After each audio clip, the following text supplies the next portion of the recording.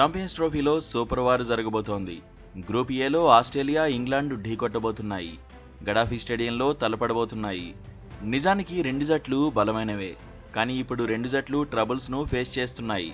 Star ప్లేయర్ల సేవలను Australia కోల్పోయింది. Regular captain Pat Cummins అందుబాటులో లేడు. ఫిట్నెస్ సమస్యలు, వ్యక్తిగత కారణాలతో ఛాంపియన్స్ ట్రోఫీకి దూరమయ్యాడు. హ్యాజిల్వుడ్, స్టార్క్ కూడా అందుబాటులో లేరు. ఆల్రౌండర్ మిచెల్ మార్ష్ ఫిట్నెస్ సమస్యలతో టోర్నీలో ఆడట్లేదు. సరిగ్గా ఛాంపియన్స్ ట్రోఫీకి కొద్ది రోజుల ముందు స్టోయినిస్ రిటైర్మెంట్ ప్రకటించాడు. దీంతో ఆస్ట్రేలియా ఎలా రాణిస్తుందనేది ఆసక్తికరంగా మారింది. వన్డే వరల్డ్ ఛాంపియన్ హోదాకు న్యాయం చేయాలంటే ఆసీస్ సమిష్టిగా రాణించాలని ఆ జట్టు మేనేజ్మెంట్ కోరుకుంటోంది. కుర్రాళ్ళు చెలరేగాలనుకుంటోంది. ఛాంపియన్స్ ట్రోఫీలో ఆస్ట్రేలియాను స్టీవ్ స్మిత్ నడిపించబోతున్నాడు. Travis Head, Glenn Maxwell, Adam జంపాపై అంచనాలు ఎక్కువే ఉన్నాయి. అయితే ఇటీవలే శ్రీలంక టూర్లో ఆసీస్ దారుణంగా విఫలమైంది. శ్రీలంక చేతిలో వరుసగా 2 వన్డేల్లోనూ ఓడిపోయింది. ఆ సిరీస్ ముగిసిన తర్వాత పాకిస్తాన్లో అడుగుపెట్టింది.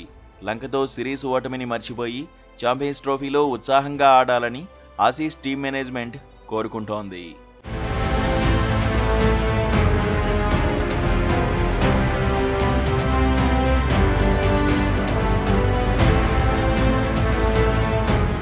బజ్బాల్ ఫార్ములాను ఫాలో అయ్యే ఇంగ్లాండ్ ఇటీవలే భారత్లో పర్యటించింది.